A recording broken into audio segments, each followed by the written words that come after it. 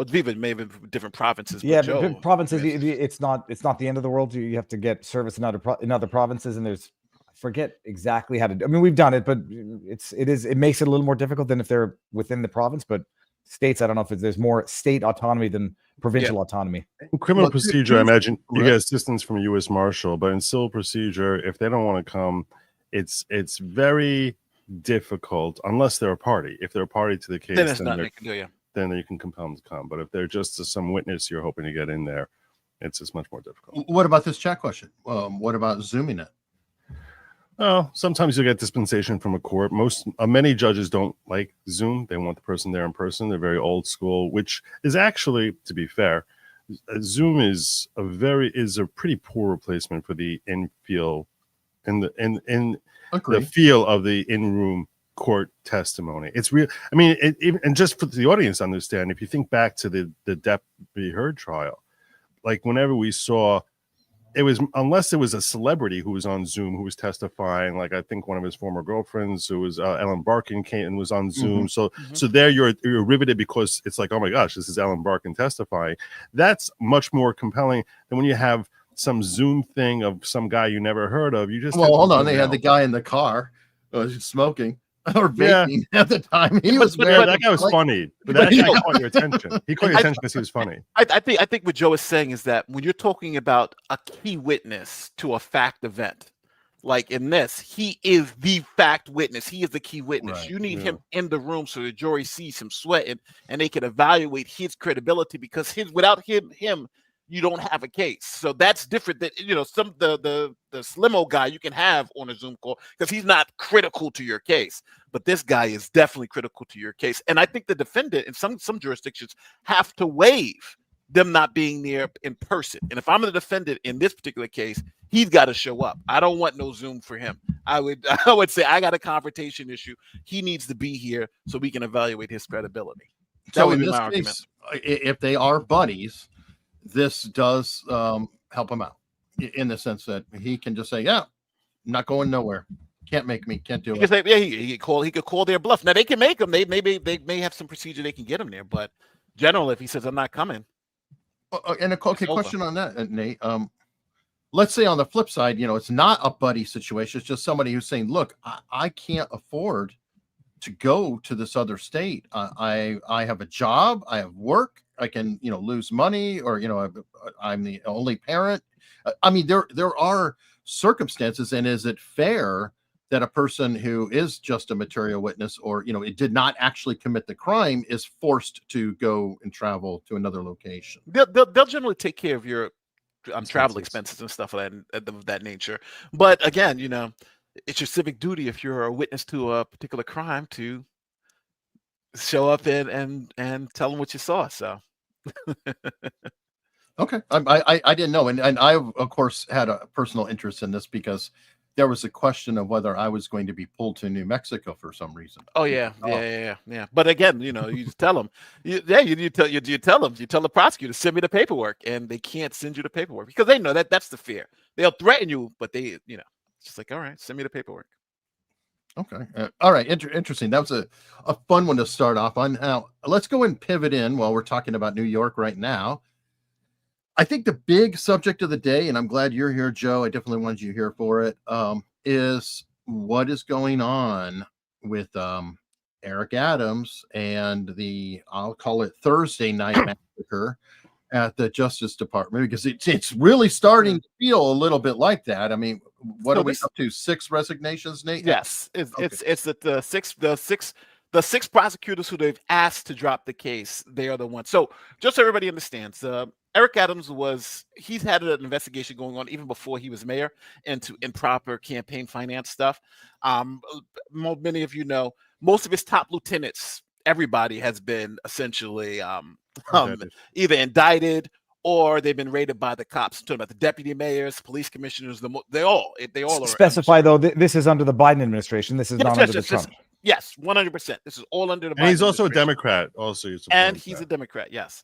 Yeah. So now Adams. Now, these charges actually occurred before Adams then came out and said this the migrant crisis was going to destroy New York City, because they had already had the investigation going on. Then he says that thing about Biden. Then all of a sudden he's indicted, and that comes down. So that was going on. But now, to be fair to the Trump administration, there's always been a longstanding policy at the Justice Department that during an election, a particular political election, that they would not bring charges during that time, so they wouldn't influence the election. So you won't bring charges right before an election, something like that, because it'll make it seem like the Justice Department is trying to influence the election. Oh yeah, there are questions about that with Trump. That yes. You can well imagine that Trump is particularly sensitive to this issue. Correct. So that was one issue. So then so now the Attorney General and the Deputy Attorney General had told the acting U.S. Attorney for the Southern District of New York to drop all the charges against Adams with 3 conditions. So I actually have the memo here. I'll pull it up. That there were 3 conditions. Yeah, the first condition was that Eric Adams agrees that it be dismissed without prejudice, meaning they can bring the charges back.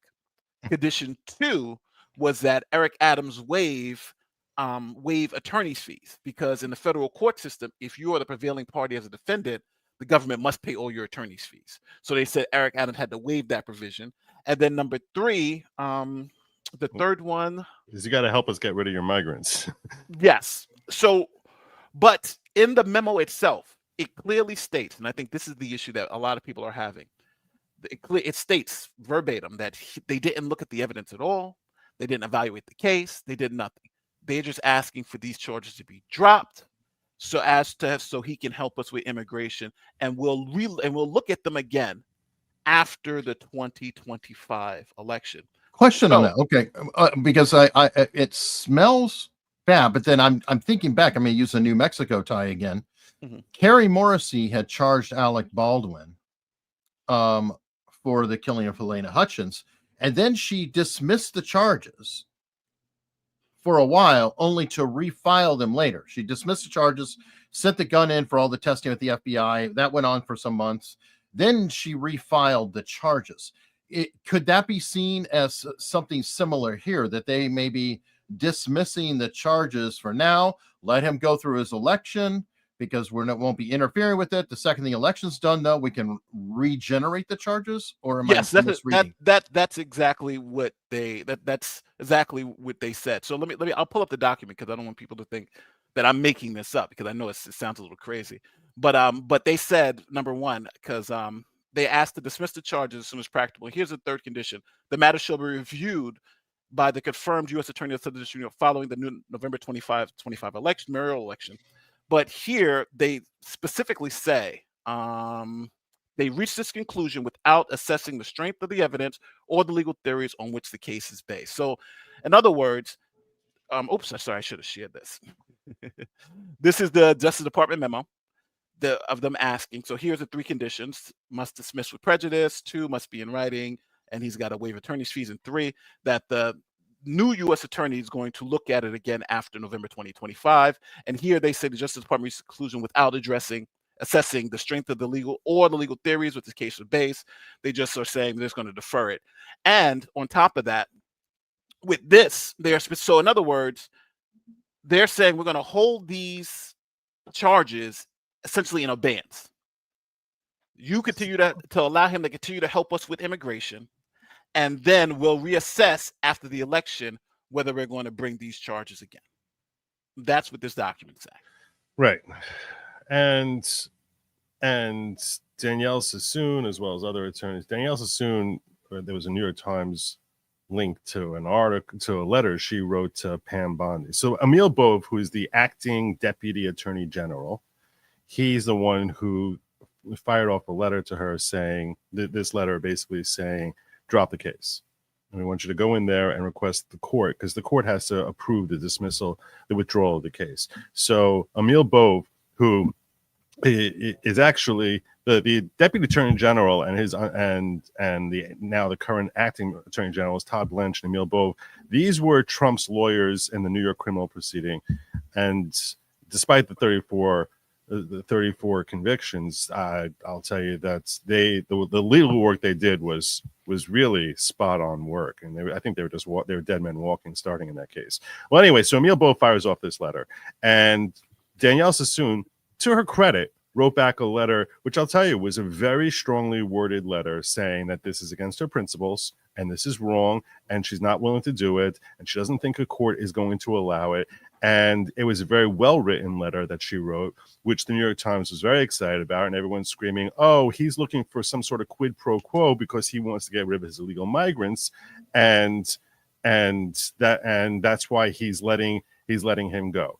Which, frankly, the term quid pro quo in this context is very misleading, because normally when people say quid pro quo, they're talking about a personal benefit. I want you to do this. I'll do this for you, and you do something back for me. That's the connotation that everyone assumes when they hear the term quid pro quo. I guess I meant this for that. This and for not that. necessarily That's This for technically that. what the Latin term means. That's true. That is technically what the Latin term means. But I think when people hear it, it's quick. I can see it though, because it helps Trump personally, politically, if he does help with the migrants, and does it does he need help him politically? Personally. What help does he need politically? Is he ever running for anything ever again? What help does he need politically? He doesn't need help needs to politically. get actions to take place for his Oh, presidency. okay, but that's not a personal benefit. Well, it's That's not not- legacy. Joe, Legacy. Come on now. I think what Joe is doing. now? Yeah, I think what Joe is doing is trying to redefine what quid pro quo to make it. No, I'm telling you. Joe, everybody can see it. You're saying it's personal benefit. No. But Nate, you do this for me, help me with immigration, and then I'm going to do this for you. Let me drop the charge. Every time you get a witness, you're bullshitting us now. No, that's crap. That's crap. You are bullshitting us now. That's crap. I'll tell you what. You know it's this for that. This is a quid pro quo. You're full of hot garbage, and the reason you're full of hot garbage, I'll point out to you. Okay, I don't think it's this for that. Every single time you drop the, I'll drop the charges. Every time some prosecutor says, I will drop charges against you as long as you roll over against the other guy, you're going to call that quid pro quo? That's for that, yes. That's if you roll over on this other guy, that is that's also called negotiation and politics. So we're not using quid pro quo in the criminal extortion or corruption sense. So everything's quid pro quo. It means nothing anymore. Congrats, we've lost a word. Quid pro quo means I'm doing this for that. I'm doing this for that.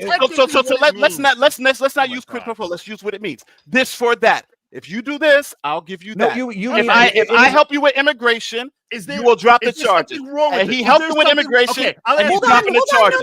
No, that's not even true. You guys, hold on, back up. That's not even true, Nate, because here's the thing. Okay. He was being politically targeted, because he was fighting back against immigration, because he spoke out against Biden. This isn't giving him a benefit. So hold on. Hold on. Go ahead, Danny. Go ahead. All this is doing is undoing what the Biden administration did in utilizing the DOJ and weaponizing it against Eric Adams. So there isn't really that much of a benefit to Trump besides showing that, hey, look, we have an unbiased DOJ. This is what we're going to pursue. Because let me be honest, I read through the indictment against Eric Adams. It was weak.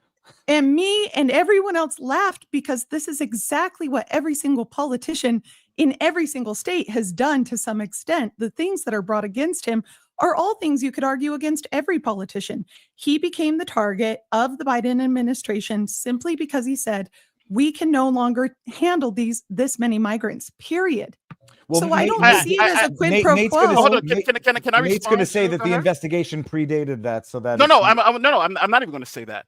I'm going to say I think maybe it's good if we maybe read the document, because in the document, with Jenny, what you're saying would be great.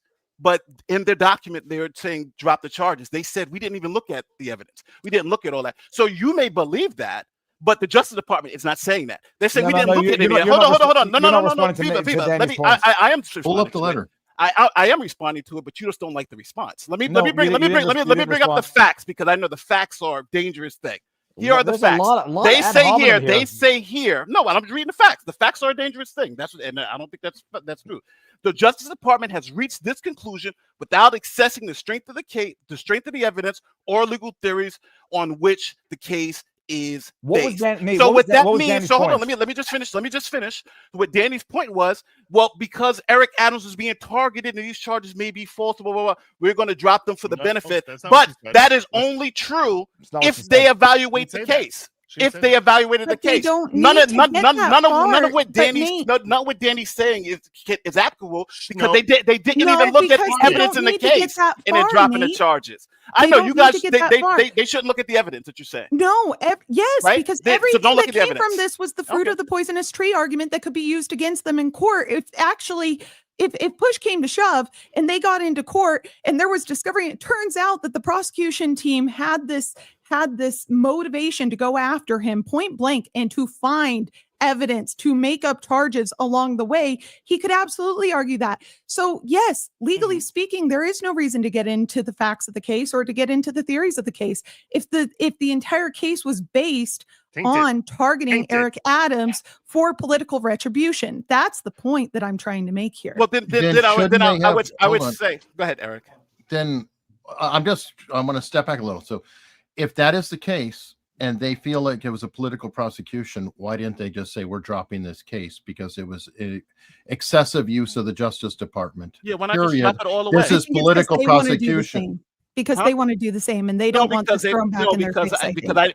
Because they really want to hold this over his head until That may be November true too, 2025 and Yeah. keep the pressure on him so they can help. that. And we don't Two want to things and we can don't be and we don't want to No, and we don't want to say it no, because it's supposed to be good for Trump. But listen, people, this is corruption at the highest level because they're using the Justice Department to put pressure on Adams to do it. And matter of fact, they even mention it in the same document that they want him to help with immigration. So Yes, now I understand why Joe doesn't want to accept it, but Joe doesn't want to accept the fact that they didn't even look at the evidence. They didn't even look at the legal theories. And they said, we're going to put this aside and we're going to wait until, guess what? We make sure you do it. I got to leave. Go ahead, Joe. Tell the lies and get the narrative. Listen to him, people. Listen to him, people. If this was Joe Biden, he'd be saying something different. Go ahead and lie. I gave you an analogy of someone getting a witness to roll over. Whenever they get a witness to roll over, do they say we're dismissing the charges of prejudice? No. Why? Because they want the person to actually act. I don't think there's any denial here. This is an objective that they want him to actually help in getting rid of migrants. So of course you're going to dismiss it without prejudice, because if you dismiss it with prejudice, you can never bring these charges again. In that case, what is his incentive once he gets out of jail? It's a get out of jail free card. What's his incentive to actually carry through on his commitment? I don't think that there's anything wrong with this, because I think it's the exact same thing as when we get a witness to roll over on someone else, but it's helping society. The entire objective here is a prosecutor is supposed to be benefiting society. It's not quid pro quo with the ugly taint of that term if the objective is to help society. Now, unless you're saying that this person now being forced to help society is a quid pro quo, which no one ever uses that term, then that's because the term quid pro quo implies that there's an ugly taint to this negotiated deal. No one likes having to let someone go. I'm wrapping up here. No one likes letting him go. But the reason why you dismiss it without prejudice is because you want to make sure that he actually carries through on his promise to help get rid of the migrants. Is that benefiting society the same way when someone rolls over on a bigger fish? That's benefiting society, that you're getting rid of a terrible criminal and letting go of a lesser criminal. And the overall net benefit society, while ugly in that you're letting this person walk, is still better than not making that deal. Okay. Similarly, Joe, better to let him leaving, help with so migrants. And then let David jump in. I gotta go do my show. So sorry, guys, but I just want to say one thing. Go ahead. Nate's theory is redundant because when you dismiss the charges without prejudice, it goes by definition that you can bring them back whenever you need to. You don't need to specify why you reserve the right to bring them back later. And so I agree that it looks like something of a quid pro quo. Dismissed without prejudice, they can necessarily bring the charges back later. It goes without saying that they expect some cooperation, but they expect that anyhow. So they didn't need to say, we didn't look at the evidence. We reserve the right to bring them back after November, because you could have done that anyhow just by virtue of the fact that they were dismissed without prejudice. With that said, I got to go do my show. I'm sorry, guys. Hang out, man. Thank you. Yeah, take care, Viva. I think. All right. Well, this super chat is kind of, I think, going on point with what you're saying, Nate. Does extortion lead to quid pro quo? I make your life hell until you comply doesn't sound like a mutual agreement when the victim submits. There is a it's question. The problem is that, so Joe, I understand Joe's argument. Joe's argument is that, hey, we're doing it for the benefit of society. We're going to hold these charges over his head so he complies with our immigration policy. And and if that's what Joe is saying, I think that's corruption at its fullest extent. when you're holding criminal charges that you can bring now over someone's head and like a leaf and say, hey, we're going to bring these charges only if you don't do what we say politically. That's corruption. And we all, if this was a Democrat doing it, I'd be saying the same thing. It just happens to be Trump. Now, I'm not saying I'm mad about it, but I'm just calling it what it is. This is you do this for me, I won't do this for you, and they're doing it with criminal charges. Joe's admitted it, but Joe doesn't want to call it what it is. This is my issue with it. I don't care about this part. In a lot of ways, I think I don't really care. But I'm concerned about 6 attorneys resigning and being threatened to be investigated because they resigned on something that they felt out of principle. My stance is, why, if this is such an easy no-brainer, can't the Deputy Attorney General write the charges himself? Can't he sign the document? If it is so clean and pure and proper, you do it. Why do you have to have somebody else under you do this and drop the charges? I think it's actually procedural. That's why I think both Joe and Nate are right here to some extent. Nate, I don't agree that this is tantamount to corruption, but do I think that there is some advantage to, kind of lubricating the process that the Trump administration could go forward with anyway? But like I was saying before, Eric, if they're dismissing, without prejudice, they're not going to have to explain anything. And then on top of that, they don't need to look at this to say, you know what, we know that this was politically motivated. There's enough evidence outside of the actual case for us to say that you were the target of political corruption before we even came in. And so we're going to go ahead and drop the charges. So both things can be true. I think that both Nate and Joe are right on to a certain extent. Respectfully, Danny, there's no such thing as corruption. There's no such thing as corruption. It's impossible to have corruption when there's no I don't think corruption. When there's no personal benefit. There has to be a personal benefit in order for there to be corruption. There's no basis to claim that Trump has any personal benefit here. And that's rather than just him trying to implement what he thinks is a better public policy. Now, Nate and others may disagree with his objective as far I don't think it's corruption. What's a better public policy? Yeah. But and clearly Danielle Sassoon disagrees with that. And the letter that was fired back by Emil Bove, which was a brilliant, scathing letter. She wrote a great letter, and he wrote a great letter back. Was like, this is your job, upholding the Constitution. The public policy here is determined by the president, who's duly elected by 77 million people. He's the one who gets to decide public policy. This is a public policy thing. It's not all like corruption of personal benefit that Nate is implying. This is a matter of saying the public policy I want to implement, I'm going to implement, and if this is the best way I can get it done, this is how I'm going to get it done. And that's not corruption. That's not corruption. I agree with you. And frankly, I think the term quid pro quo is ruined if you try applying to this type of situation where a person is trying to help the public benefit as he best sees fit. Well, my response to that is not corruption, because it depends on who's doing it. If it's a Democrat doing it, it's corruption. If the Republicans do it, it's not corruption. In this particular case, people, just imagine that the government is saying, they're saying we didn't even look at the evidence. We didn't look at the legal theories. They probably didn't even look at the documents. But we think these charges are so bad and so false and politically motivated, we're going to keep them over your head and reevaluate it after the election in November. But in that time frame, we want you to do exactly what we want you to do. Or guess what? These charges can come back up. Now, if I would agree with Danny and Joe, if they would have dropped these charges with prejudice, then I would have said, okay, they are doing a good thing. But to hold them over the man's head and then admit that they didn't even look at the documents, they didn't even look at the evidence, you know why? And you know why I think this is being defended? It's because it's Trump, and the morals and compasses and everything that I'm saying doesn't matter, right? The facts don't matter. Matter of fact, they put it in the damn document. It doesn't even matter. So yes, people, this is corruption at the highest extent. And you know why they're going to tell you it's not corruption? Because it's Trump doing it. That's the reason why. And that's the reason why we're going to limit it to personal benefit. I have a question, you guys. Why can the state not bring? Why can't the state bring the charges, Nate? Why can't the state bring these charges against him? Because the state could bring the charges, but I think the state's corrupt too. I think the state's corrupt. I mean, that's fine. So long as we're admitting that both, because that's the thing. The state really is the one who should be asserting interest and asserting jurisdiction in this case in the first place, because this is a violation of state law. And frankly, the type of corruption he was accused of being involved in the first place, pressuring the fire chief to go ahead and sign off on the construction of this Turkish center, right, downtown New York, so that he could get some kickbacks from the Turkish government. while there is an international element to this, this is very much a state's issue. And this implies that there was corruption in their election. I would think that the state would want to take over. So, that's where, if we're balancing public interest here and we're looking at the whole case as a whole, outside of the facts, outside of the actual case, I would say that if the state were interested, if there was an actual case here, it would be the state who should be asserting jurisdiction and charging this mayor, not the DOJ.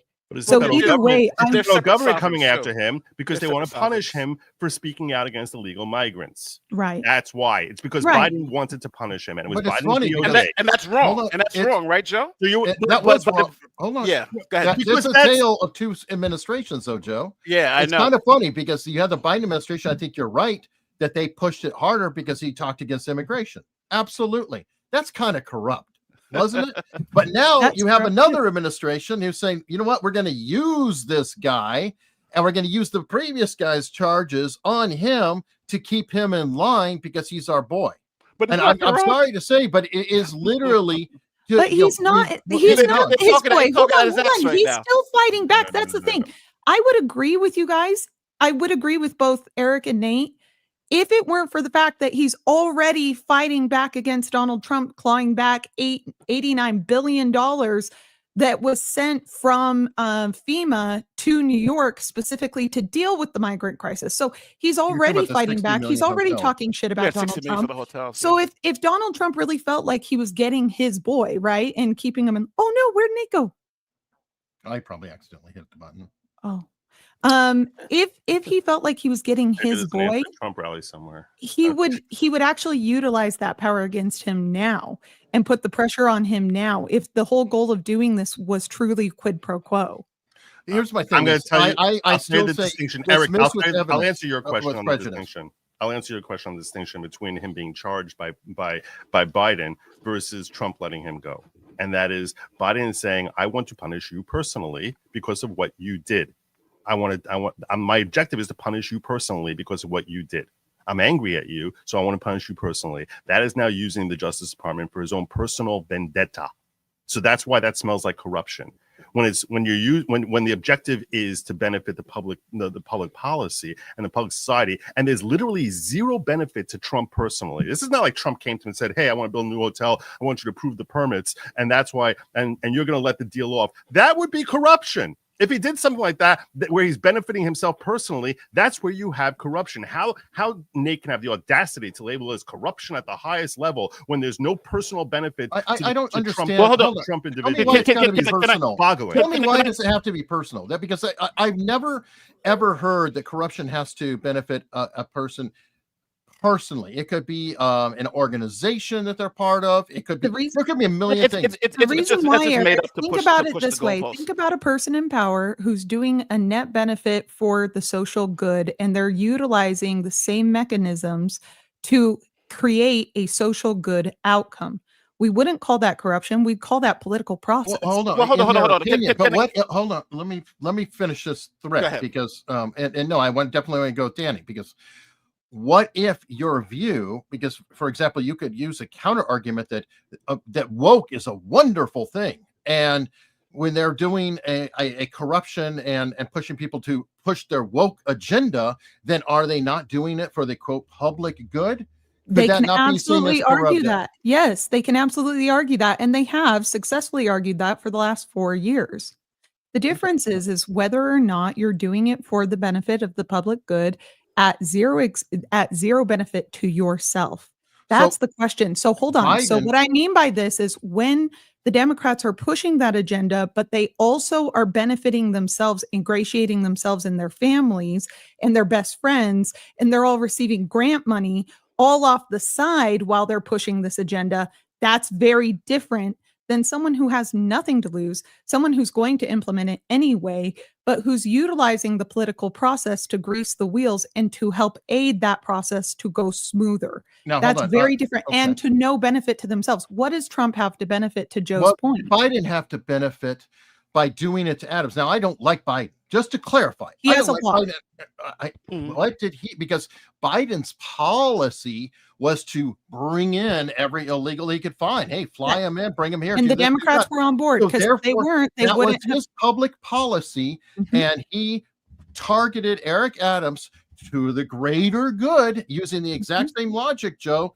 So it wasn't personal. So no. It was personal. Hold on, Eric. Hold on. You are completely neglecting every single contract the Bidens had internationally, every single grant that they benefited from personally. You're forgetting that he had the benefit of protecting his family from criminal charges at the time. He had the benefit of being able to defend a lot of criminal activity his son was involved in personally. Okay, stop. Overseas, Hold on. You guys have to understand. That's not fair. That's not fair. This isn't just bringing in all corruption. No. You're spreading too wide of a scope here. I'm talking about one particular. Every single state. Can you point out that Biden got a dime over illegal immigration in a grant or something personally? Can you do that? And if you can't, then you're bringing all the other corruption, which he absolutely did do. There's no question there. Yeah. But I'm talking about a very targeted, specific apples You want to to talk apples about policy. quid pro quo, Eric? You want to talk about quid pro quo? How do you think Biden had all that money to campaign in the first place? Where do you think that money comes from? Okay? The illegals gave if it you're to him? pushing for illegal immigration, if Come you're on, pushing Danny. for open borders, Yeah. and you have the Open Border Society, a Soros-funded society that is pushing for open borders, and they are wanting to make sure that that's implemented in every single state, and they come to you and they say, hey, we're happy to fund your campaign, but you need to implement this in every state. And it's not just at a Biden level. We're talking at a DA level is what we're now finding out through these USAID disclosures, that almost every single DA in every single metropolitan city wasn't just being pressured by the Soros Foundation, by Act Blue, but specifically by organizations that were being funded by our own tax dollars. I know about you said we could talk. You said all day. We could talk Elon Musk all day. We could talk all that. But again, I'm getting very, very specific because I think you're casting a net with the absolute corruption where you have Hunter Biden and Burisma. Yeah, this is all corrupt. This is all absolutely true, complete corruption. But don't tell me that the open borders policy necessarily is always a direct payoff. These people are freaking nuts. What's the payoff Some to of the them are nation? nuts. What's the net social good to the national interest? Where's the national interest there? Okay, I They disagree, but they will say that it's incredibly important for labor and for big business, and there's a lot of corporate interests who are happy to bring in the cheap-ass labor, which Show steals me jobs the from evidence for Americans. that, and I will get on board with saying that that is not corruption on its face. Well, let me just respond to Joe's point and to Danny's point. Number one, we're saying in one instance, Joe Biden bringing the charges against Eric Adams because Eric Adams wasn't doing what he needed to do with the illegals. Essentially flipped, said, hey, Trump's plan is with and doing this, and that's why he was charged. Now, and we're saying that was corruption, right? Now, Danny's saying vendetta. No, we're saying that's a personal vendetta, Personal corruption, vendetta, right? Corruption, personal vendetta, because he didn't follow the policy, right? He wasn't doing his policy meetings. And Biden believed that his policy was best for the country. Now, we flip it. Now we have Eric Adams, those same charges. Trump's team says, we're not even looking at the evidence, nothing. We're going to now take those charges and hold them against you. And now we want you to do what we said do instead of doing what Biden says do.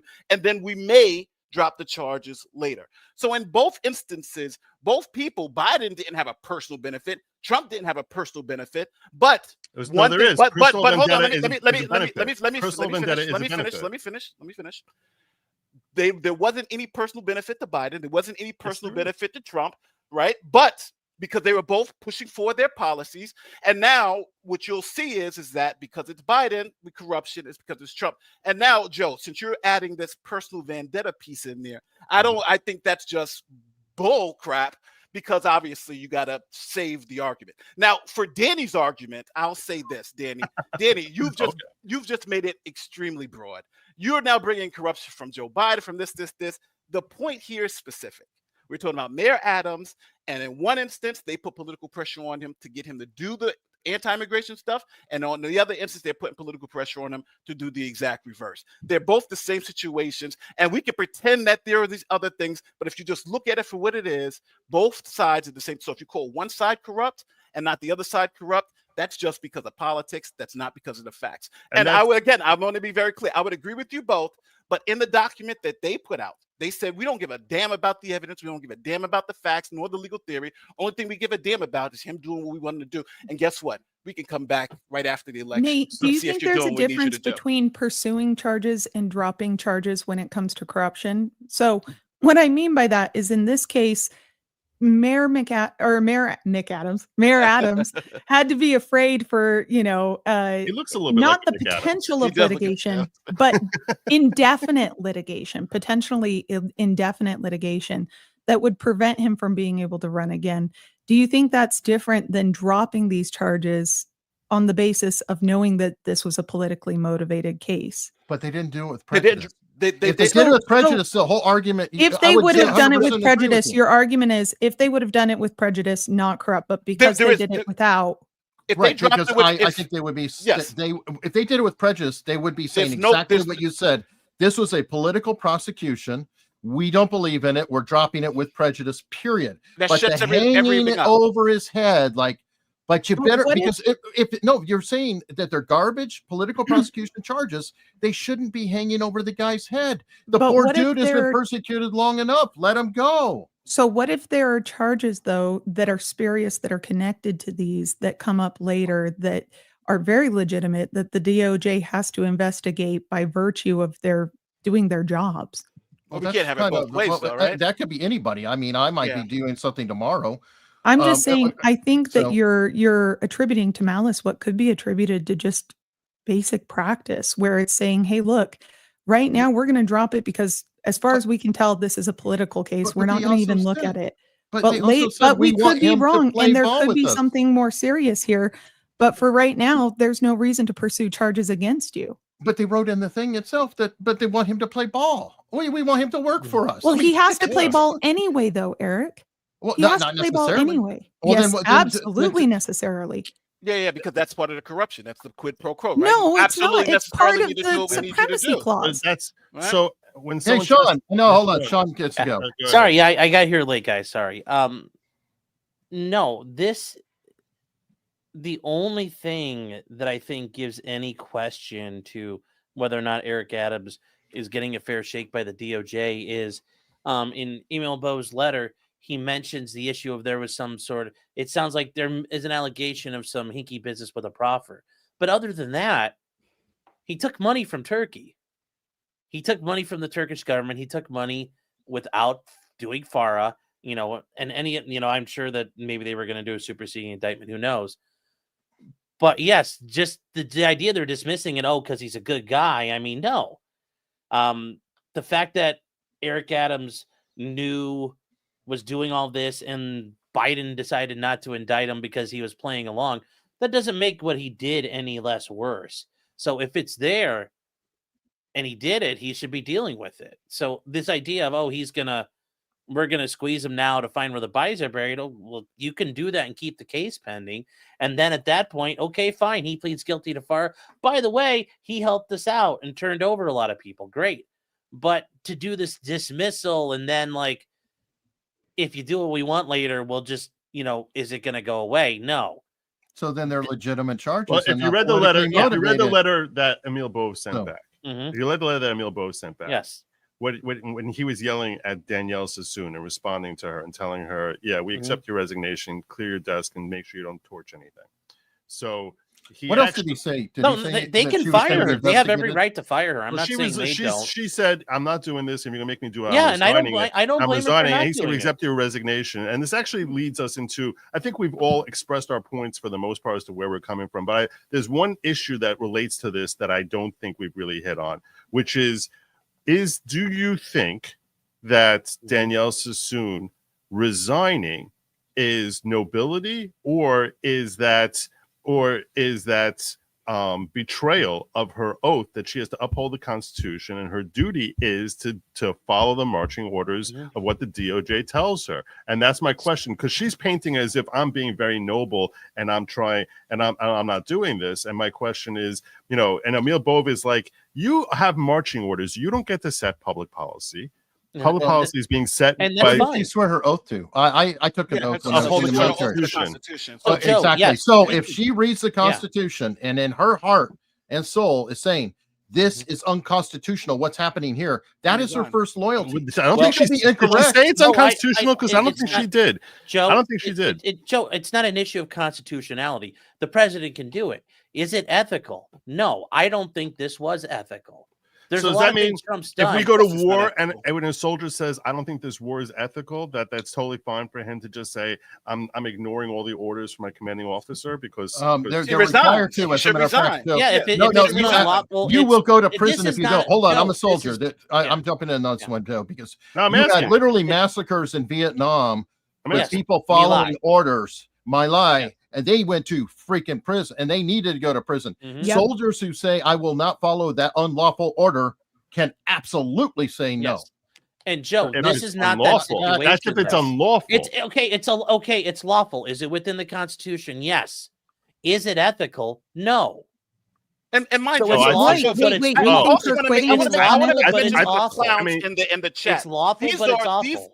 This was Scalia's clerk. These are Actually- a lot of these are some of the most conservative lawyers in that Yes. department that He are actually saying, threw we don't wanna- Scalia back at her. we He won't threw even do Scalia it. back at her. Which So is Scalia true, says but- you're wrong. But I want to be very clear. You The need to reason read why that letter. she is You not need the to read that only letter one. from There Emilio are Bo's there back are to her. 6 prosecutors. So they went through. They said, we want you to do it. She resigned rather than do something that she believes was unethical. And now they're on number 6. 6 of the prosecutors that they asked for, and they're afraid that that they ask any more of them, they would lose because they don't want to lose everybody. And I The circle back to I'm my okay with question. them losing Unethical. everybody. We all know this is unethical, but Why obviously can't he it's do I it don't think himself? it's unethical. If he is so Am certain, I the only one Joe, who thinks No, it's I'm fine with for you. an attorney to I'm resign totally with because you. they're morally opposed to something? I mean, Well, she I'm believes it's okay with unethical. it. I'm going to be honest. It's for the same reason I always tell DAs: if you have a problem with the death penalty, don't run for office. Because if in your jurisdiction it's legal, that's part of your job. And if you can't do the job, then you need to resign. And that's what she's saying. She's saying, Exactly. I can't do this job the way that you're telling and instructing, and what the job description was is no longer what it is. I'm out. I'm fine with that. And what I don't really get is, there was a super chat from Neocon Sitch earlier where he said, "Sorry for address. How is this different from common plea of immunity deal? You help us with an alternative prosecution, in this case immigration, and we'll go light or give you immunity. Isn't this commonplace?" And I don't really understand the distinction. I haven't heard Eric or Nate explain what the distinction is. In other words, you're saying this is like you're saying this is a elaborate plea agreement. You do this under and that doesn't will file charges. And How here's is the it- thing, though, Joe. how- I was going to say, Nate, and you'll probably agree with me on this. That doesn't mean it's not unethical. That doesn't mean this isn't the right way to do it. That you can cut a deal with a murder. You can cut a deal with a drug dealer to turn over the rest of his drug dealer friends. If You can Danielle argue Sassoon that's not- herself had come up with this deal, would anyone have said it's unethical? The only I reason guess my- people are I claiming guess- it's unethical is because Danielle Sassoon said, "I don't like the ethics. I disagree with this," and you can question whether Well, her if she- motivation is that she doesn't Joe, like the can I policy answer in your general. If question? she came that up you with it, asked? yes, this would be unethical still. Yes. Can I answer your question? Why I think it's different than that super chat? Please Because do. you asked, and No, I want okay. your answer. I want your answer. It wasn't rhetorical. Okay, because I think that a plea deal is directly on point. Like if somebody does a crime, Mhm. and as part of their sentence, they are reporting, whatever, telling on their cohorts or revealing evidence directly related to the crime. This is getting a little bit How does different. that change it? How does that change Well, it? that's what I'm trying to get to. Just let me go. I'm going to land the plane. That's something Joe says. Just give me time. It's a long runway. Go for it. Okay. This is not directly on point with this. This is saying, hey, you know what? We need some help with something else over here that has zero to do with the case that he's being charged for. Yes. It's saying, oh, you know what? Hey, you robbed my store, but you have a cousin who fixes bathrooms. So why don't you remodel my bathroom, and I'll go ahead and look at my charges here. It's a little bit different because it's not That's a on personal point. benefit. That's a personal benefit. If let's say they say instead of you actually serving, instead of you actually going to jail, I want you to do community service. Is that quid pro quo? Is that corruption? Let's say I don't. But isn't community service actually a sentence? Isn't that considered a punitive thing? Yeah, but it's punitive, you go to right? jail for It is 20 years. punitive for that person. They've got their time taken away. Instead So of you rotting for 20 years, I want you to spend that. I want you to spend X number of weeks, months, years, doing something that you're uniquely situated to do to benefit the community. So are you telling me that that's corruption? I would for the society. hold on, but just to respond to that point, Joe. Obviously I know you know the Constitution, and I don't want to bring up the 10th Amendment and commandeering, for instance, but it is illegal for federal government to commandeer state officials, to force them to institute federal law without them willing to do it, without them wanting to do it. So what you're essentially saying is that if the federal government can charge, let's say, the governor of a state and say, we want you to do this particular part, we want you to do this particular thing, enforce our immigration laws, and to get him to play ball, he has to do what they say. Well, now you're talking about maybe a violation of the 10th Amendment, because now you're talking about the state officials being commandeered under threat of criminal penalty. So that's essentially what you're putting forward. That the federal government can take a state official, put bogus charges, because you said the charges are likely bogus, and then force them to do what they want them to do. Is that what you're laying out? I don't recall saying that the charges are likely bogus. Frankly, you said they were corrupted. I thought, as Danny pointed out, the timing of it. And Emil both pointed this out in his letter to her. Also, the fact that this became so rushed, and there was an ongoing investigation on and on and on, and then as soon as he made that statement, within weeks, he was indicted, and this whole thing broke at the timing that was perfect to destroy his reelection run for mayor in New York. Okay, so don't. But you're describing as far as commandeering that would be true. If it'd be commandeering if Trump is the one who indicted him and then said, I'll let you go if you do my bidding. But when someone else does it and they have their own personal vendetta that they're trying to score, and he says, I will now come in and save you from this if in fact you actually do this, that's the same thing as rolling over as rolling someone over to testify against someone else. Joe, we're having them do community service. But Joe, I don't think he's saying that. The reason why, Joe, that's different, Joe, is because that's a private individual in private matters. We're talking about a public official, and that you want them to change their public policy at the city level. So just let me be very clear what we've heard so far. We heard that these charges were likely political, were likely bogus, were likely, even though sometimes we said maybe a little bit. Essentially, I didn't say charges. That. But hold on. That? Earlier, you're putting words in my mouth I never said. I'm just saying earlier, it was very clear that people were saying these charges were likely bogus and blah, blah, blah, and there was a political motivation behind them. But so I'm saying, under Joe's argument, that even if the charges were bogus, they're able to go into a place, let's say like the state of Florida, hold that governor up on bogus charges, which may be good or may not be good, and then say, well, you know what, we'll drop the charges temporarily while you're running for election. And if you don't do what we tell you to do, those charges can come back. And we're saying we're okay with that. That I think is commandeering. That I think is not appropriate to establish public policy. And it seems like if we're okay with that, I'm saying I respectfully disagree and believe that's unethical. And I think that's why all of these people are resigning, because that is a situation we find ourselves in. I think it's ethical. I think people are resigning because they got in the kitchen, can't take the heat, don't like the games that are natural to play. And you know what? I think that it's quid pro quo if this is, we will drop these charges with prejudice if you do this. Here, I think this is basically saying, look, we understand this is politically motivated. We're gonna drop them. If it turns out that there's something here later on, obviously another administration or even us later on can bring it up. I don't see it as quid pro quo. I think if they wanted to continue with the charges, I think if they were politically motivated, they would drop them with prejudice. They would take a heavy look at these charges and say, hey, you know what? I looked at it. I looked at the evidence, and we can continue this path, and you can go ahead and eat your prosecution. And you can fight this all the way into election season, or we can play ball and be friends. And we're going to go ahead and drop this with prejudice. And you do exactly what we say when it comes to immigration. That to me is quid pro quo. Well, I think here they're just acknowledging, hey, you were targeted. We're going to move on. Danny, I'm confused by that because if you drop the charges with prejudice, saying that you're going to do something for me later, well, he doesn't have to do anything later. There's something held over their head.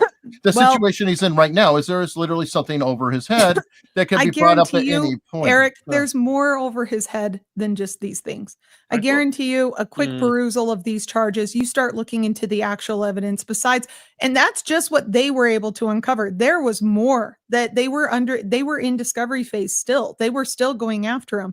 They weren't, this wasn't a closed and shut case. Like there wasn't other charges that could have been brought and should have been brought. It's not just political prosecution. It's a legitimate prosecution, you're saying. I'm saying it could be a legitimate prosecution. And I think that's what Trump is saying too. This could be a legitimate prosecution. Let me read the second part. Second, the pending prosecution has unduly restricted Mayor Adams' ability to devote full attention and resources to illegal immigration and violent crime that escalated under the policies of the president. We're particularly concerned about the impact of his ability to support critical ongoing federal efforts to protect American people from disaster because of lawful immigration as described in executive order. This whole last paragraph is saying this is what Adams is going to do. This doesn't have to be in there. This does not have to be in there. The part of them not looking at the evidence doesn't have to be in there, right? They could have said we're going to reevaluate in a couple of months. None of this has to be in there. Yes, it didn't have to be. This is telling him directly, your ass is mine. There is nothing else you can do. And if you don't play by with these rules, that's why he's on Fox News with Holman saying the same thing. Now I understand we don't want to steer this in the face, but that none of this has to be in this document. It's in there. But Mayor Adams wants to comply with Trump. He wants to comply. That's what he was doing in the first place. That's what targeted. He wasn't doing it. Why are you putting it in the letter? He can't handle taking on these open border policies. That's the whole reason that this was targeted against him. So why write it in the letter? The DOJ in the first place. Why is it in that letter, Danny? Why? Because they're explaining it to the public, Nate. That's not public consumption. This is a memo going through the DOJ. If they could release and we don't think it would be leaked. Well, I understand, but they could release a press release if they wanted to do that. Do they really need to tell Danielle? I think that this was a clever way of getting across the intent of what they were doing. I think if they had the intent to do it any other way, they would have done it through back channels. They would have gone and done an actual quid pro quo. And I think that would have hurt Trump in the long run. This is a smart way of basically legally handling the situation. This is a pretty moronic way of handling it. I think I strongly disagree. I think that the people who are quitting saying, "Oh, this is immoral," I strongly disagree with them. But I'm glad they're quitting. You know what? I will tell you. The screen I'm sharing over here. This is from the letter of Emil Bove responding to Danielle Sassoon, where he says presidents frequently make policy decisions. Justice Department is charged with implementing. It was a responsibility of the department and your office to execute it, regardless of anyone's personal views. That was your job here. You all violate your oaths by failing to do it. In no valid sense, you uphold the Constitution by disobeying direct orders, implementing the policy of a duly elected president, and anyone romanticizing. So nobody's disagreeing. Nobody's not saying they can't do this. No, I don't. It's whether it's right. No. They were talking about whether it's right for her to say, "I'm not going to." Yeah, she could say, "I don't agree with it," and she quit. He's there we go. I mean, that's an amendment. Okay, but the point being, I mean, I'll share with you a link to this letter, because this letter that he responded back was actually very powerful. It was an 8-page letter that he sent back. I read it last night. It is interesting. Yeah. I'm just trying to say, it's kind of like because people bringing up Biden giving the pardons. You could say they're corrupt. You could say whatever you want about him, right or wrong. He's allowed to do it. That doesn't mean just because you're allowed to do it, your actions are justified or righteous. You could do a lot of things. That doesn't mean they're good. You could say the same thing about the Genesis here. That let's because I assume he committed the crimes. I assume he committed the crimes with Turkey and stuff like that. But they specifically brought the charges because they could and because they wanted to use it and Eric Adams fucked around. I'm sorry, Eric. I didn't mean to swear, but Eric Adams screwed around here. He was in bed with some scummy people and he was doing dirt. And that's the problem when you do dirt with a bunch of scumbags around you. When you don't do what they want, they come down on you. That's the reason why you don't do, if you're going to be don't do crooked stuff and people can't bust you. Like the idea of he was just, Eric's like, I was just minding my business. Like I was just walking home and they arrested me. It's like, no, he was taking bribes. He was doing illegal stuff. And now he's like, oh, what do you mean? You guys can charge me for it? Like, no, that's what you get. That's what you get. So, like, this isn't shock Pikachu Faceville. Like, this is what happens. He broke the law, and he's dealing with it. Like I said, I don't agree with this one. A lot of the other stuff Trump's done so far, 100% great. Oh, it's awesome. fantastic. This is kind of hard garbage. And Danny, I'm going to push back really hard. I have to on that whole. He was sending that letter as a signal to the public. Oh, hell no. There are too many people who are saying this doesn't look right. This is not.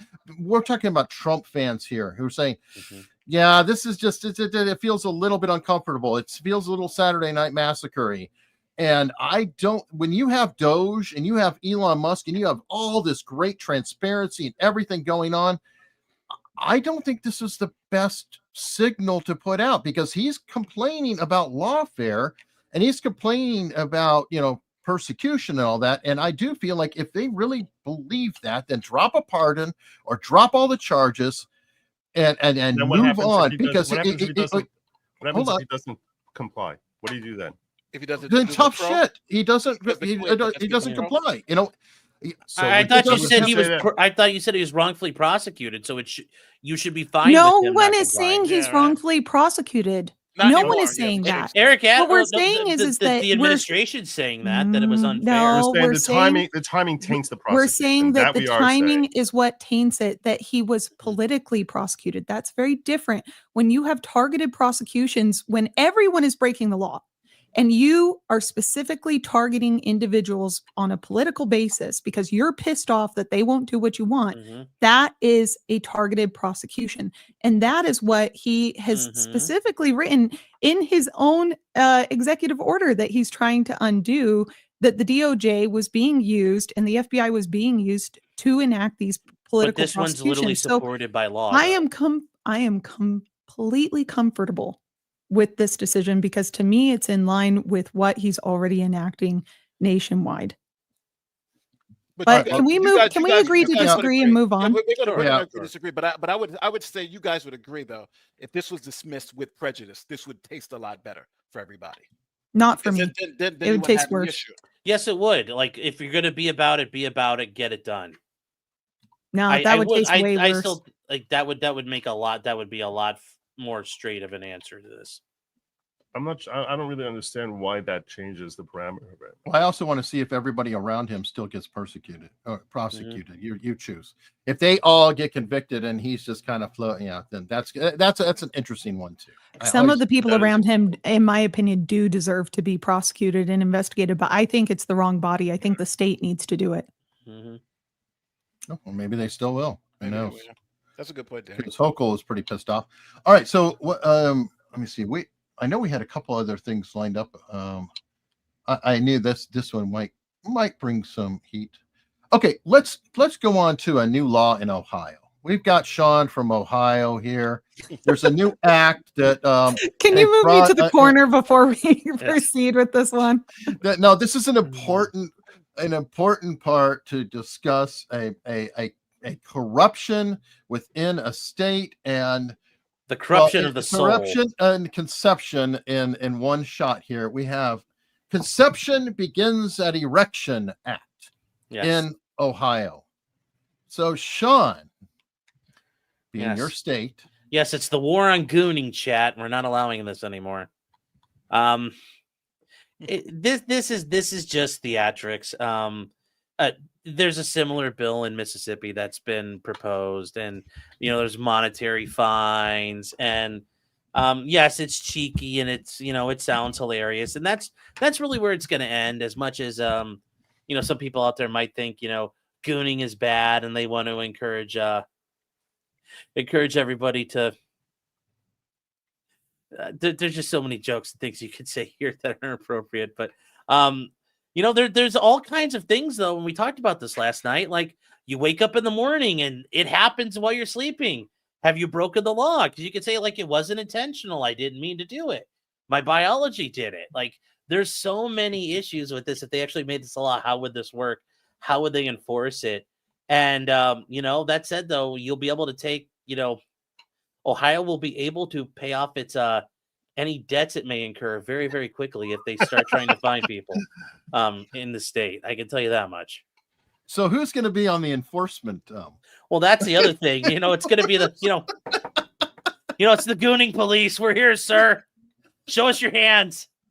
Well, wait a minute. It's not only everywhere. gooning, Sean, because there are acts that take place between consenting adults that do not involve conception. It could. Yeah. I think the perfect response. So would both people be tried in this case if they were, performing an act that was to achieve this result and not reproduction? Yeah.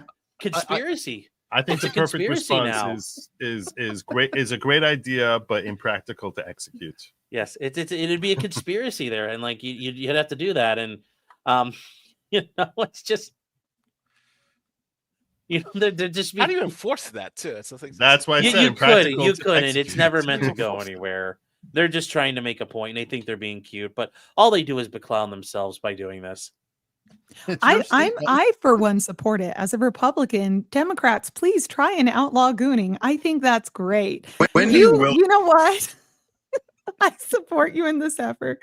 Go for it. Go state to state and tell men that they cannot receive or is it that they can't be erect, or is it that they can't? No, you cannot have an emission without you can't have fireman time. Is what you can't have little fireman time. Okay, so yeah. I mean, go for it, Dems. Please keep this up. By the way, on that same note, I thought based on the size of the offense. I thought they liked condoms. So technically, every time somebody used a condom, they'd be breaking that law, correct? I would assume that would actually be a pretty good point. Yeah, it's the act of the arousal, right? That's being criminalized here.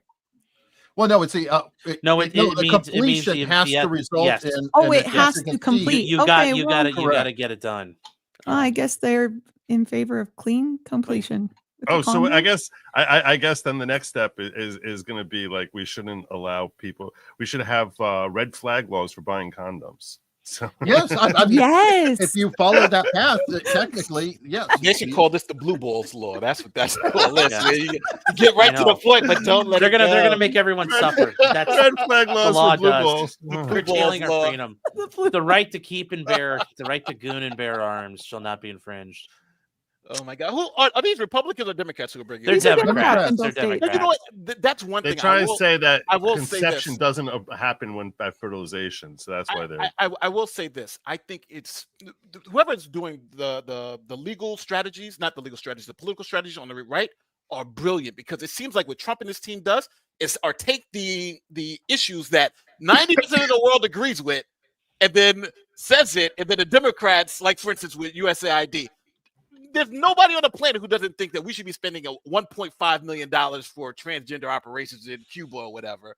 But Trump says, let's find it. And then the Democrats jump, oh, this is so wrong. And he pushes them so far left that even these little laws like this, it shows you that they are not the common sense people anymore. It's like they've essentially forced common sense onto the Republicans, and they're eating their behinds alive. So. I agree. Speaking of which, did you guys expect? This chat, I've got to address it because it's a good point.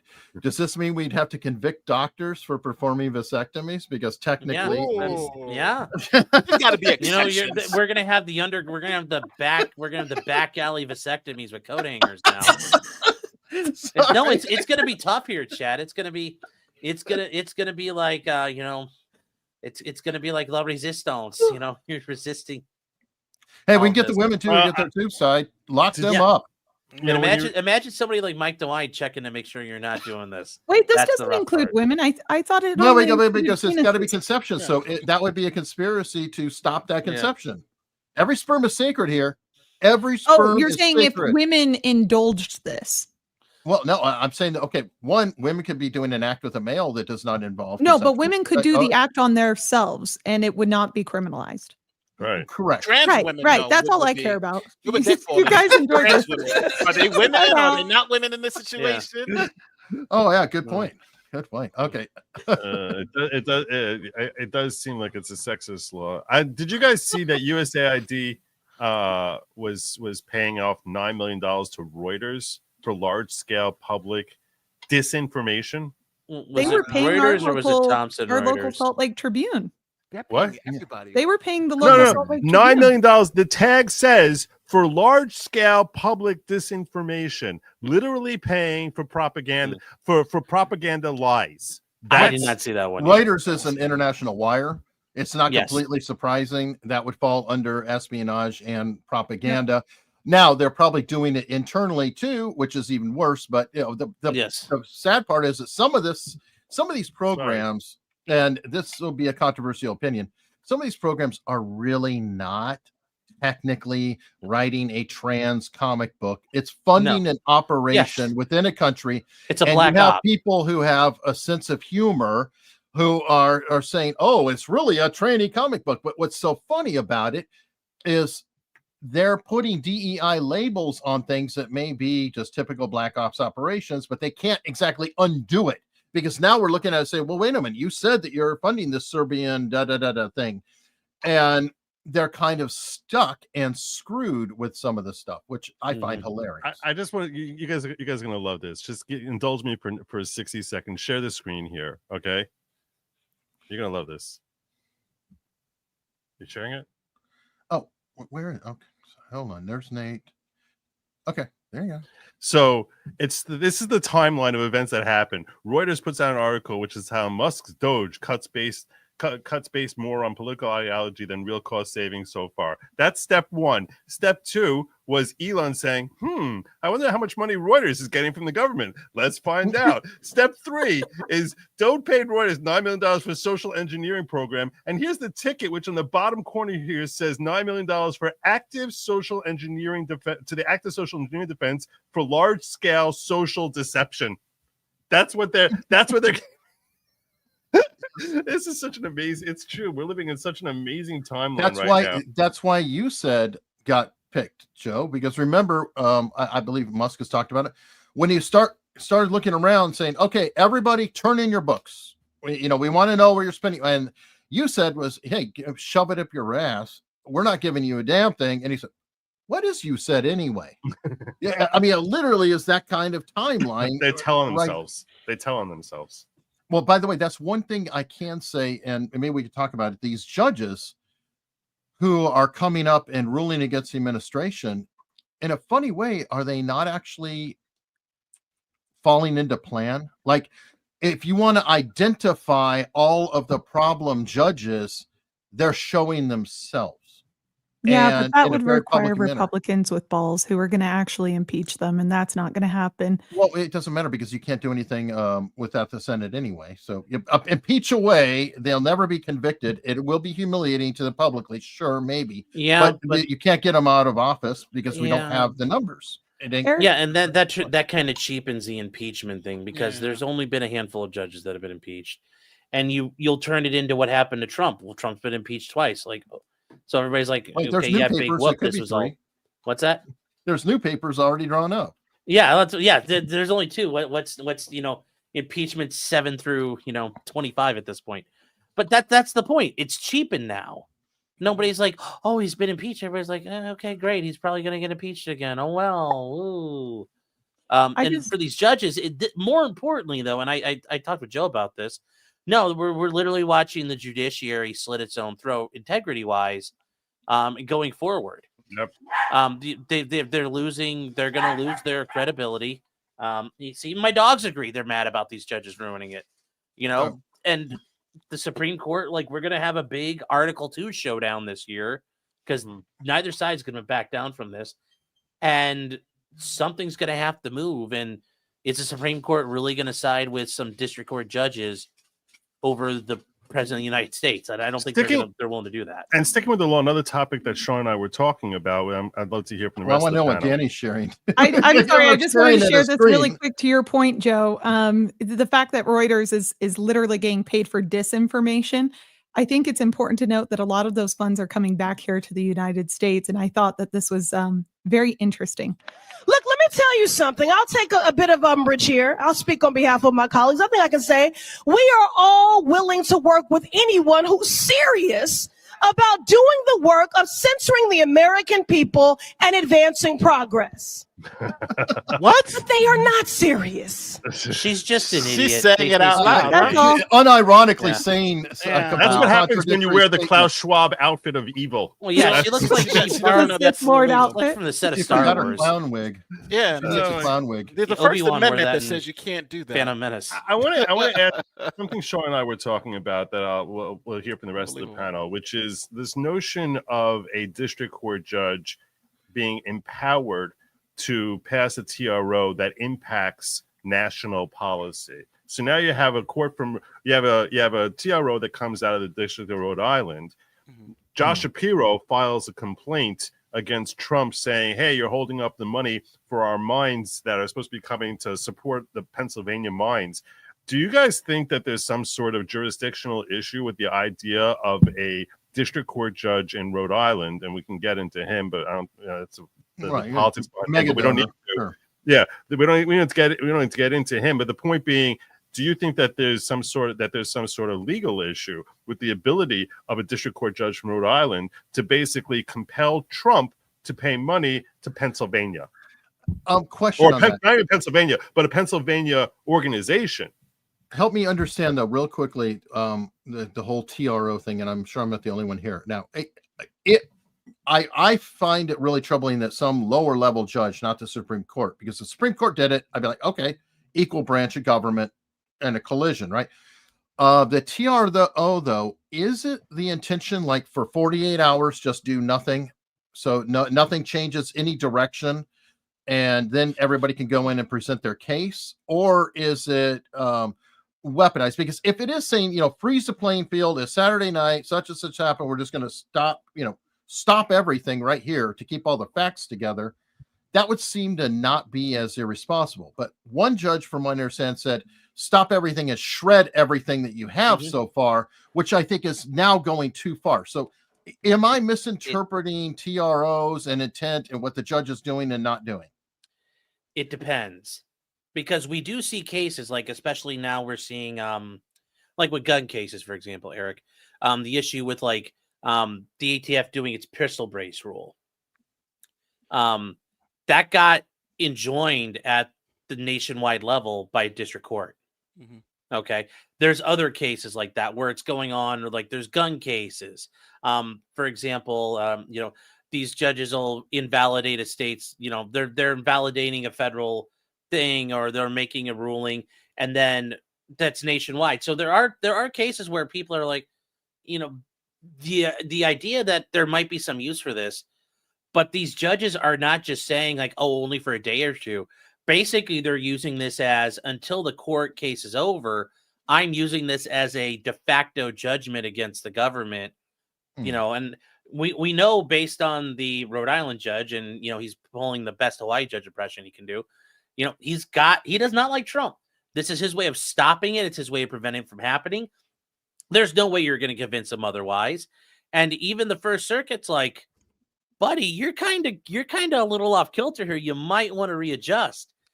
But these judges are using it as a way to effectively level a judgment on day one in a court case. So that's the purpose. Can the law be clarified? Is that something the Supreme Court should come in and do? Say, this is what your actual scope is, like only in your district or whatever. Do they need to clarify what this is all about? That's something. And Joe and I were talking about this, and I mentioned this routinely now. Clarence Thomas said this in Trump v. Hawaii in 2018. He basically, and he said this in an opinion. And the fact he said it shows that he's not the only one thinking it. We're getting really tired of you guys screwing around like this at the district court level. The idea that there's a gajillion TROs and everybody's running around with their hair on fire. They're basically, the Supreme Court's going to get very tired of that. And it sounds like they are. Well, can I make a point here? Because I'm afraid, and again, this is, the chat's gonna hate me because it's Lefty Nate again, but I gotta tell you straight. What about Judge Simark in Texas? There's also another Judge Tipton in Texas, and I'm thinking maybe people don't realize this, but when Biden was in office, Republicans did what's known as forum shopping. They went to Texas and went to particular district courts. Now, why did they go to these district courts? Because let's say in New York, there are like 20 or something district courts. So I mean district judges. So you go there and they go on a wheel, and you don't know which judge you're going to get because it's really a random thing. You can hopefully get a good judge, but sometimes you won't. Yeah. But in certain districts, in particular Texas, like I forget the name of the county, it's like Laredo County or whatever. But it's a small county in Texas where there's only one judge. So what they do is they'll get somebody who lives in that district and file their paperwork there because they know that they're going to get that friendly judge. One of the judges is called, his name is Katsimark, or yes. So and if you notice, a lot of, for instance, the stay for the anti-abortion drugs, the stay for a lot of the border policies, all came out of this district court, these national, and they came up, and this was a pro-conservative friendly judge out of the Fifth Circuit. So just so everybody understands, it's a used. This is just not a. Yeah, I just want to make it very clear. This is just not something that's happening now. This is something that's been happening all around. And in Delaware, guess what? It's a small state, so you get a small amount of, and you find somebody favorable, and you just file in that court. So hopefully the Supreme Court will stop it. But this is something that is done every single day. So that's why the executive orders are being stopped so fast, because they're going to these small districts with favorable judges, and they know they're going to get these rulings. Eric, to answer your question, the answer is yes, that's how TROs are supposed to work. Unfortunately, with the way they have been operated and weaponized, that's not how they work anymore. So technically, any district court judge should be allowed to do it. And specifically because this is a national agency, right? And so it affects each state, it affects each district. And so district court judges can say, whoa, hold up. This is going to create an irreparable harm for everybody, not just us.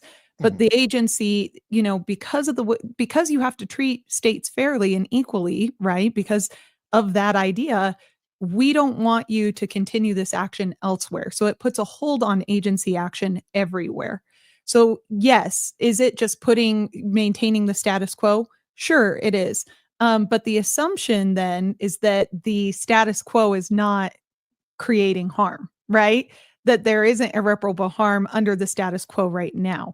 Now, the reason for that is because our assumption is that the agency, right, that these are political moves by the agencies, and these are admin decisions. If there wasn't a lawsuit already pending in the district court claiming some sort of irreparable harm under the prior policy, then we could say, oh, okay, there was this irreparable harm prior to the new policy. But whenever there's a new policy, these courts have the ability to put that policy on hold to maintain the status quo or the old policy. Because again, the assumption is that there isn't irreparable harm being done by the agency under the old policy. But this is also, doesn't this matter if it's an as applied challenge versus a constant? So in this, like for Trump's the 13th Amendment challenge, the one about citizenship, 14th Amendment citizenship challenge, birthright citizenship challenge, that was a constitutional challenge of the policy nationwide. So that's why the judges his not dismissal, his TRO affected everybody nationally. But if they would have made that challenge as applied to in this particular instance, then it's just localized to that particular circuit. Is that the way you guys understand it too? It's as applied challenge to this particular. Because you're challenging the whole policy and how it's being applied, right? Versus this particular case, right? And that's how the Democrats have been doing it. They've been doing these constitutional challenges, not as applied challenges into each individual party. I do have questions though about some of the TROs that just seem wholly illegitimate to me. Where I really some of them look at the Treasury Department, your own Treasury Department. And that one was a hilarious one. That Rhode Island judge, these judges are just flying off the handle, and then they're like, "Oh God, we got to fix this." Put up those web pages, damn it! Yeah, that one actually makes sense because the Paperwork Reduction Act, which I talked about that one. The whole Paperwork Reduction Act case, that data is available. It's the government, like the data is the public's data. So the government removing data and information like that, they don't like a DEI policy. That's that. I understand what that, but that one's like based on how the law was worded. They can do it that way. Now they can do it. It's just they're going to have to go through and like, okay, here's notice. We're going to remove it. But the bigger ones, like the ones with the buyout, those guys got blown out of court right away. Now, I'm still disappointed the judges in those. They're letting them post bare minimum bonds if they're making them do it at all. And for some of these cases, like the judge immediately said, like, there's nothing here for me to do. You guys already have laws in place to go pursue remedies. Like, the fact that, you know, this lawfare will be allowed to happen and nobody will ever be held accountable for paralyzing the government, I think is the big issue here. That's why it'll probably keep continuing as we go forward. I have an issue with the webpage one on the Paper Reduction Act, because that to me seems like it's one of those cases where there's a few people who are seeking a remedy. It's not the overall policy, but yet the overall policy is what's being stopped. And not just stopped, but being said, you actually need to reverse course and put these items back up on your webpage. That seems to me to be strange. And I understand that the rulemaking procedures under the APA would require that they obviously notice this in the Federal Register and go through that process. But there are certain administrative decisions that the agencies can make, specifically with this one, where it should be, I mean, it's, to me, it's a very, what's the word I'm looking for?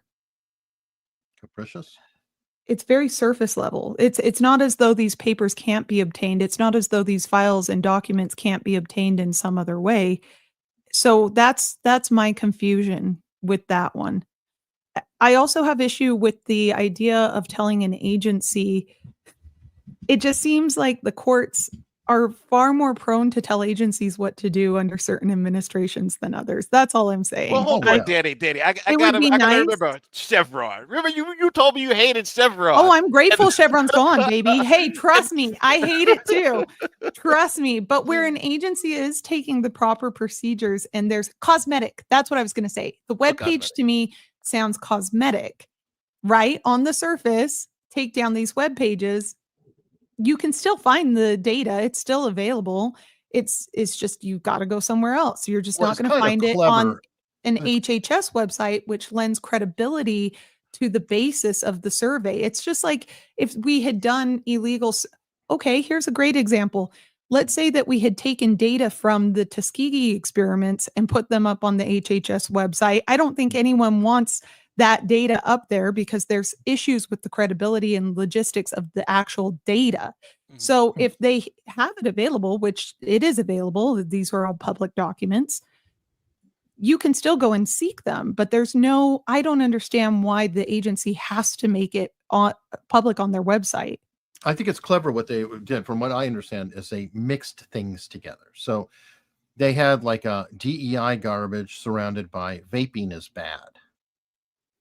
Right. And smoking. NDB is bad. And then they roll it on the same it's page. Not just that, and it's then also they're saying, racism hold on, and minority stuff that they're pushing too. Right, saying, but then do you have access to, is your school facilitating, this one was weird, facilitating outside clinics and access to outside clinics. I thought that was so bizarre and sick, actually.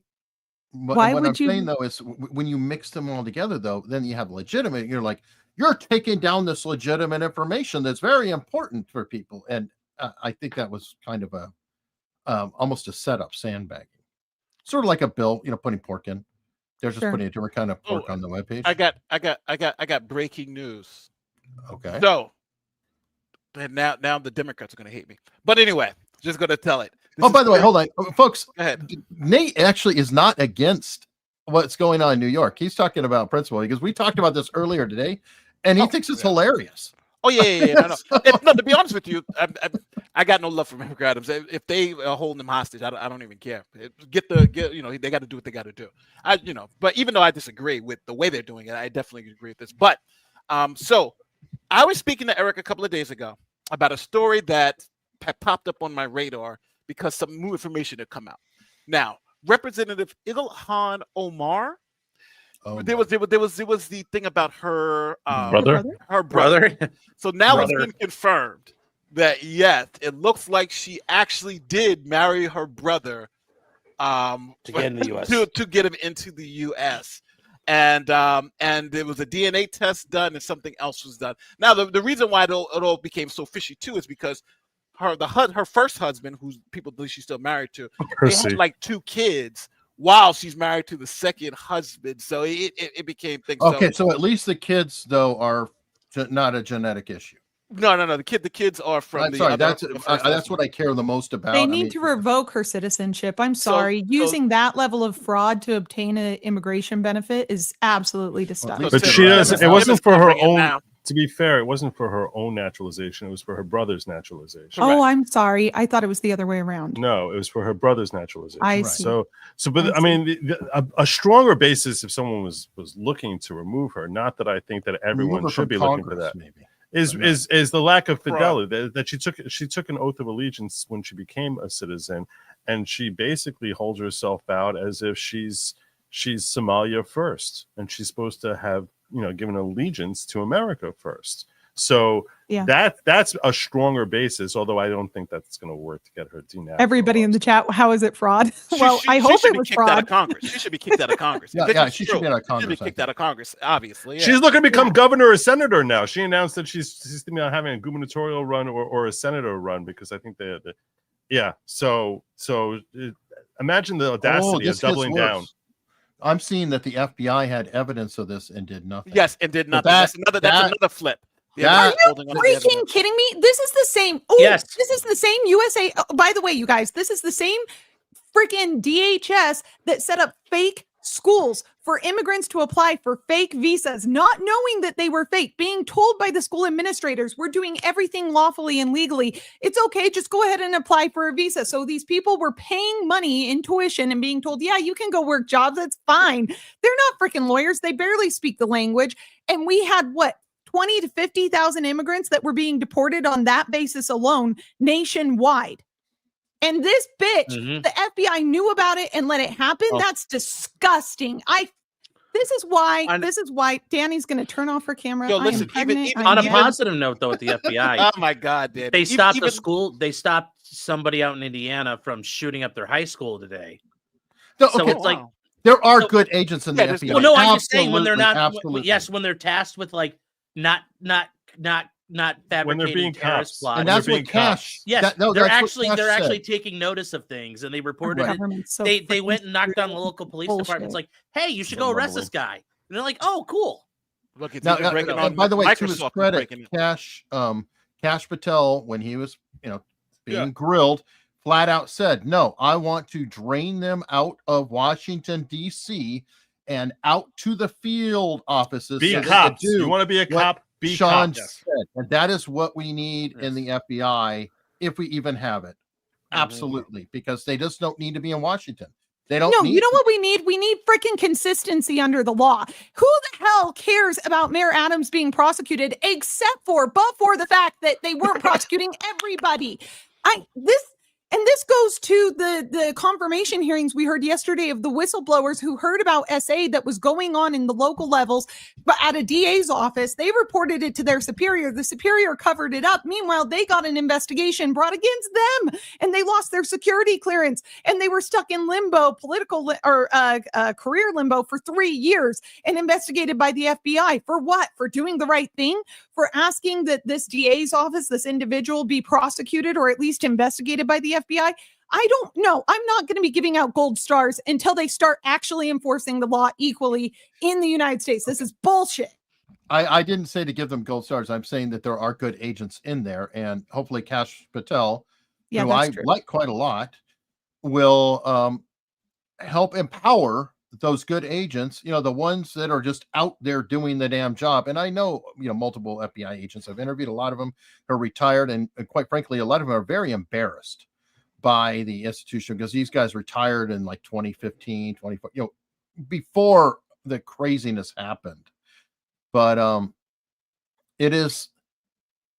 there are good agents there, and we want them to be cops. Yeah. Just flat out be cops. There is a lot that they can offer. The behavioral sciences unit does a lot of work with serial killers and helping local people find them. There's a lot of great work with bank robberies, things like that.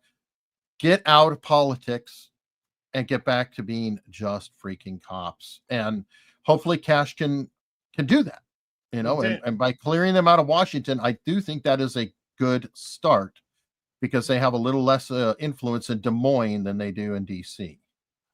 I mean, Danny, I think it's good that there's a social program out there that people who need their ballot filled out for them by Elon's team can get paid $50 and they'll fill out their ballot for them. So, you know, that if people need money, you know, that I think it's good that she's she's filling a social need for those who need money.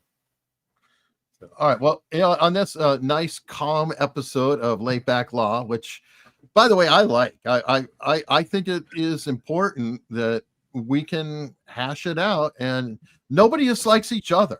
We're all laughing and still having a good time, and that's the whole point of it: is to have vigorous debate and attacking ideas and not people. I think it's a really important thing. We're attacking ideas, we're attacking concepts, but we're not attacking people.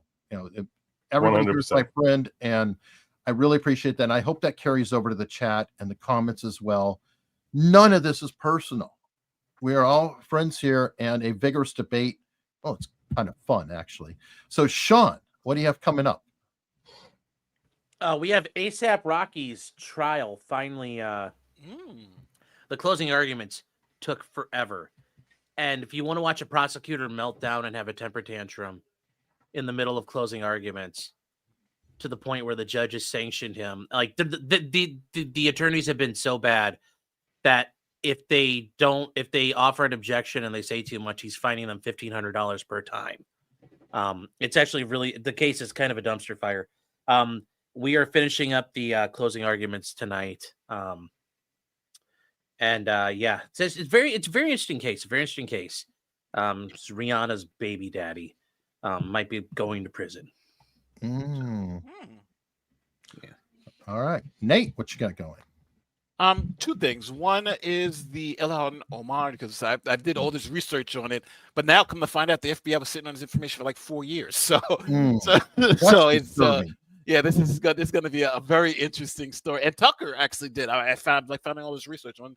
Tucker did a segment on it, and they were saying that this was all racist, but it looks like it's true. It looks like she married her brother for the papers. So that's going to be interesting. Also, so I also did some research on. And I'll ask the panel this. This is a funny, interesting question. Which president has been sworn in the most? Which person who became president has the most swear-ins? Who's been sworn in the most? FDR, I would think. No, FDR is tied for number one. William Howard Taft? Nope. Because when he got Supreme.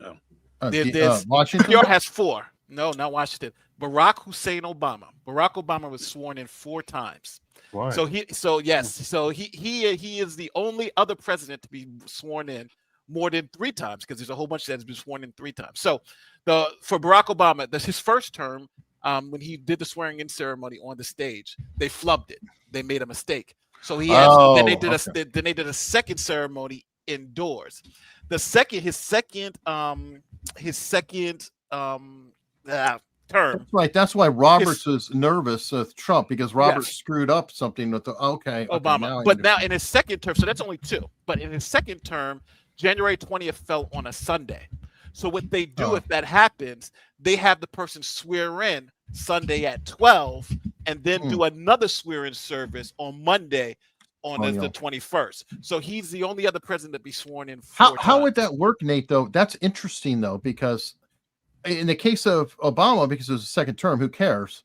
It's just a guy continuing. Yeah. What if it was a Sunday and this was like Biden-Trump when you're changing It happened with Reagan. It happened with Reagan. Reagan was sworn in officially that Sunday after he won from Carter, because the 20th came on a Sunday, and then he was sworn in again, a ceremonial swear-in on Monday. So he was acting president. He was president. He was president. The first swearing in on January 20th occurs on a Sunday. You're president. The second one is just for show. It's not actually an official swear-in.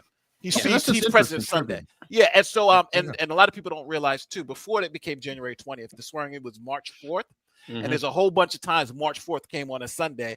So people would do that. They would swear in on the Monday and the Sunday. So they can. So FDR might have been sworn in 5 or 6 times then. No, FDR was only sworn in 4 times because every time it came on it didn't come on a Sunday. Yeah. So each one of FDR's it's 4 times. Interesting. All right. Well, cool. Yeah. Danny, It's these are like interesting little quirky stories I like. So You can go to Joe first. Oh, okay. Danny wants to close it. Joe. Yeah. My new gig now is I try keeping up with what's happening in the Trump administration every day. Like I do a nightly show and 2 hours. 5 hours? No, it's usually I try and condense it down. I know people are busy; they can't keep up with everything, and I basically, I've taken now to numbering like day 24 of the Trump administration, like what you missed today, because I don't think we've ever seen a president. They talk about what you get done in the first 100 days. Like this guy, the first 100 minutes. Yeah, this guy, the first 100 minutes, exactly. I mean, he's just one thing after every day. There's 5 new developments that drop, which are he's doing a good job. We're not used to somebody doing what they said they were going to do. That's why it's so amazing. It's like, oh my God, he's actually doing this shit. So that's pretty much what my focus has been, is just keeping up with what is happening in Trump world. And so if you want to find out what happened today, you sort of I try. This is a 78-year-old man, by the way, that we're struggling to keep up with. It's amazing. It's really amazing. Got the stamina, chat. That's basically what I've been doing. Is I try to keep people abreast of what happened during the last 24 hours that you missed. Question for Joe: tomorrow, 12 o'clock. That's the deadline. What do you think's going to happen? For Gaza. Oh, God. Gaza deadline. Yeah, remember tomorrow at 12. Joe will be unfortunately on Sabbat, so he doesn't have to acknowledge it. I just love how Joe. I love how Trump comes up with stuff like that. They ask him, and he's like, "Well, it's really not. I don't have. You know what? If it were me," and then he leans back. He goes, 12 o'clock by Saturday. And the boss takes it literally. They're like, well, we're not going to do it. And he's like, bro, I was making it up. Like, it was such obviously a hypothetical. I freaking love it. Sorry, I interrupted. No, it's your time now. I did my pitch. Everyone knows, Sorry for getting super passionate there. It's just really hard when you see, like, when you go through the immigration process and you see all these refugees walking through and being allowed to become citizens, and they catch you on literally misspellings and putting wrong dates on wrong addresses, and they say that you've now lied to the U.S. government and you're ineligible to become a U.S. citizen. It's extremely frustrating. So I apologize for that. And anybody who thinks that's not true, let me tell you, I've seen many, many immigration cases get thrown out on those types of technicalities, and it's awful. Whatever. We're creating a slave state, an underclass, whatever. It's fine. So we are going to be covering continually the executive orders that are coming down and the cases that are being brought against them, these TROs. We're reading through those. I'm also covering Baldoni. We have the second part of his complaint that we have to read through. We're doing a deep dive. I know everybody says, oh, Candace Owens is doing a deep. No, she's doing a talk show host deep dive. We're doing actual legal deep dive and looking at the merits of the case and looking through the evidence. So that's tons of fun. Go check out my channel. Reviewing the case? Huh? Candace Owens is reviewing the case. Did she figure out how to weave in and scream about the Jews while she's reviewing it too, or no? Oh my God, yeah. I wouldn't be surprised. I don't. I met her in person once, and I said right there she was a grifter. And I was like, I can't put my finger on it, but I just don't appreciate people who say things and then sincerely believe them later because it makes them money. And that's sort of the feeling I got from her. I might change my mind. I reserve the right to change my mind. She might be a wonderful person. It may have just been a bad night, but I was not thoroughly impressed. Go look into her past. Go look up social autopsy, and you'll learn all about her. Saying her first time around the block. Oh, okay. So you're saying my intuition was right on. Yeah. Okay, I'll keep my opinion for now. Go watch her Joe Rogan experience. That was that was slaughtered her. Yeah, that was kind of bad. But no, and I think that her leaving the Daily Wire has hurt her more than people realize. and her message is getting more and more and more polarizing all the time, which kind of happens when when things are wrong. You start lashing out deeper and deeper and deeper to try to get people to pile on because of controversy. But I don't want to get into that. She'll be hanging out with Kanye before you know it. Sean, she already is. Sean has been the one keeping up with all of the Aaron Imholt stuff. Sean, what do you think? Are they going to go to trial? Is Gino going to show up? Because we were talking about it earlier, but you're the guy with all the knowledge. So is he going to show up? What do you think is going to happen with that? I mean, here's the thing. Stearns County, Minnesota put out a warrant, a nationwide misdemeanor warrant against Ethan Ralph for streaming a hearing. Like, I've never heard of that happening before, but I've also never heard of we're going to drag people from 1,000 miles away for some rinky-dink felony. And it's like, and I prosecute in the county. We were right on the state line, and like, we wouldn't have done this for that. And like, even if they were like next door, it's like, is it a murder? No. And then, what? That's the thing here. I'm surprised by it. I get the feeling. I think there's going to be a resolution because I think there are enough evidentiary problems with this that I think it's far from a slam dunk for the state. I think there'll be a plea offer to this. I bet it's probably going to be a misdemeanor. So there'll be another win for the toe. Sorry, Baldo Bros. That's my thought. I don't think it goes to trial. All right. Well, can I just say one thing real quick, Eric? Yeah. I really admire all the attorneys on your panel. Every week I come on, I'm blown away. They're so excellent. You guys are so smart, and it is always very humbling and a very warm experience for me to be humbled, but not in a negative way, but to feel educated and to feel like I'm growing as an attorney. So I just wanted to say that. Thank you, guys. You guys I agree. rock. Nate and Joe are very good about that. Well, I learned to be fair though, I learned more from you guys because Joe. How many times has Joe had to correct me on this stupid thing? And then people always remind me of it. Joe's corrected you, or what's his name? Eric. So yeah, so I take it all the time. But I always say this: I love being corrected because I'd rather be wrong in this moment and be corrected than go on the rest of my life being wrong. So yeah, so the corrections, I come here to be corrected. It's like saying your fly's open. No, please tell me if the fly's open. Yeah. I don't get mad when they tell me I'm wrong. I just want to know why. That's it. That fly is open. All right. Well, everybody, thank you. Zip your fly and have. Joe, does that count as doing work if you have to zip it?